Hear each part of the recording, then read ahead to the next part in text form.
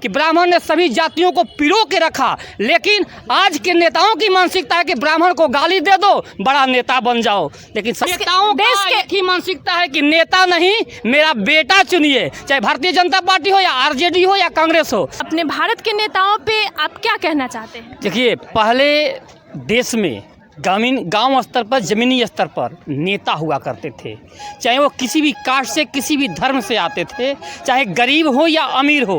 90 के दशक से पहले गांव में एक योग्य व्यक्ति को मुखिया चुन दिया जाता था। वही मुखिया जी आगे चल के विधायक बनते थे, वही मुखिया जी आगे चल के सांसद बनते थे। वो योग्य व्यक्ति होते थे जो कि संसद का प्रतिनिधित्व करते हैं। लेकिन मंडल आयोग का जब से रिपोर्ट आया, मंडल कमंडल देश में लागू हुआ, उसके बाद से अब जाति के नाम पे नेता बनता है, धर्म के नाम पे नेता बनते हैं और पैसों के बल पे नेता बनते हैं। योग्यता मायने नहीं रखता। चाहे बंदा योग्य है लेकिन इसको वोट नहीं मिलेगा, बोलेगा कि इसको तेजस्वी यादव को, क्योंकि वो एक बड़े बाप की बेटा हैं, इसीलिए उनको चुनना है।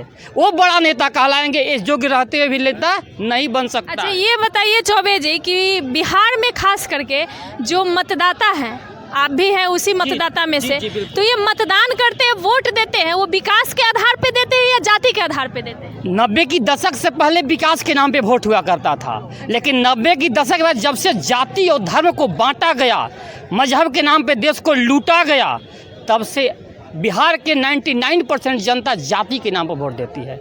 मैं उसमें से खुद हूँ, मैं उसमें से खुद एक ऐसा बंदा हूँ जो जाति के नाम पे वोट देता हूँ। अब बिहार का स्थिति यह है कि जिसका जाति ज़्यादा है वो 90 के दशक के बाद चुनाव जीतते आया है। उसका जीता जागता उदाहरण है लालू प्रसाद यादव, क्योंकि बिहार में संख्या यादव की ज़्यादा है और वो लोग जीतते आए हैं।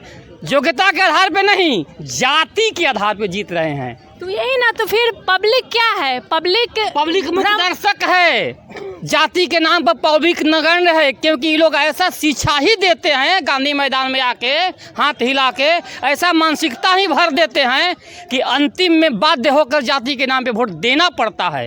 क्योंकि वो क्या कहेंगे, कुआं की बात कहेंगे, 3000 वर्षों पहले जो हुआ है उसकी बात आके आज के युवा को पढ़ाएंगे, तो फिर युवा क्या करेगा? जाति के नाम पे वोट करेगा।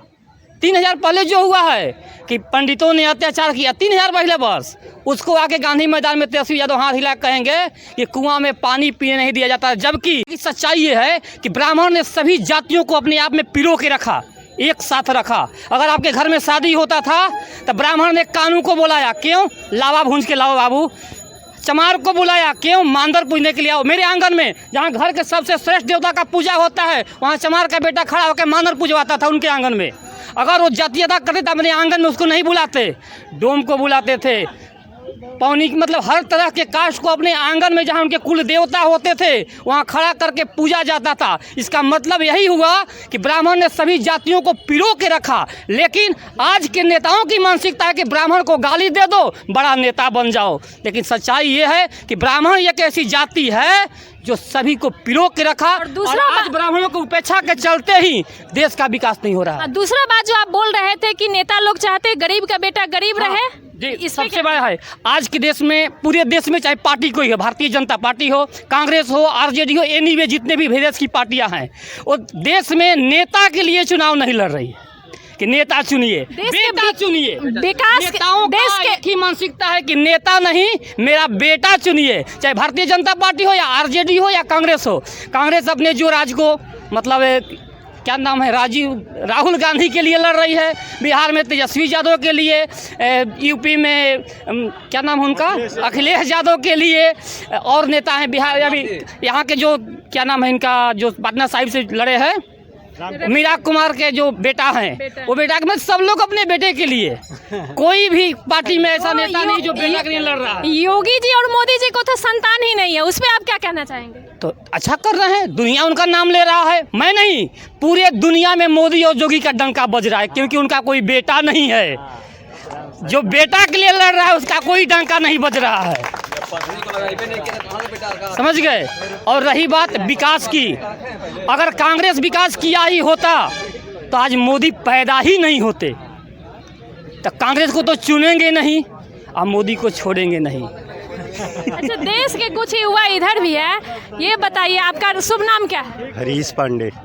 हरीश पांडे जी, ये बताइए कि बिहार में जो मतदाता जो वोटिंग करते हैं, जैसे आप भी उसमें से एक हैं, तो विकास के तौर पे यूपी से हूँ, अच्छा यहाँ पे मैं जॉब करता हूँ। तो अच्छा, आप कहीं से भी है बिहार के लोगों से आप क्वेश्चन करेंगी तो वो ज़्यादा होगा, क्योंकि हम योगी वाले हैं। तो कोई बात नहीं, आप वही का बताइए, योगी जी का ही बताइए कि कोई भी जो मतदाता है वो वोटिंग करता है, वोट देता है किसी भी नेता को, तो विकास के तौर पे देना चाहिए या जाति के तौर पे? विकास के तौर पे देना चाहिए।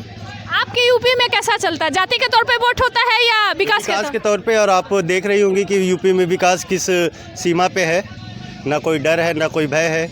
औरतें भी 11-11 बजे रात तक घूम के आ सकती है रोड पर से। तो वो सब चीज़ें देख के ऐसा लगता है कि विकास के लिए वोट देना चाहिए, व्यक्तिगत जात के लिए तो वोट देना ही नहीं चाहिए, क्योंकि ये आपका एक अधिकार है, जन्म सिद्ध अधिकार। तो उस अधिकार को सही वे में ले जाना ये अपना कर्तव्य है। तो इसलिए विकास के उसमें देना चाहिए वोट, और ये जाति और ये सब कुछ नहीं है। योगी को आना चाहिए, प्रधानमंत्री का उम्मीदवार बनना चाहिए। आप मोदी जी आप ही बार प्रधानमंत्री बनेगा तो कम से कम युवा को तो आप देखिएगा, और योगी को आप देख दे रहे हैं अपने आप प्रधानमंत्री बनने जा रहे हैं। आपका विचारधारा क्या है कि प्रधानमंत्री का उम्मीदवार बनना चाहिए?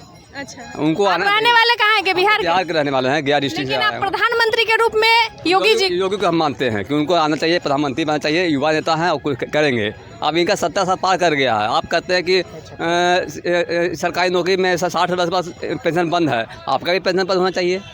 अच्छा, आप खड़ा बाबर हो रहे हैं, 80 साल उम्र हो रही है। मोदी जी को भी बहुत डर है, क्योंकि यहाँ 40 का आंकड़ा है ना, 40 यहाँ है। कम से कम इनको कम से कम 7-18 आएगा यहाँ इनको डर है। जहानाबाद से नजाब निकल रहा है बस। आपको क्या लगता है कि यहाँ से ज़्यादा सीट उनका नहीं? जदयू तो विलय हो जाएगा। जदयू में कोई जिस पर काम ही नहीं किया है वहाँ 0 आएगा नीतीश कुमार। मेरा कि भाजपा में भी सीट आ सकता है, बस लालटेन आ जाएगा बिहार में।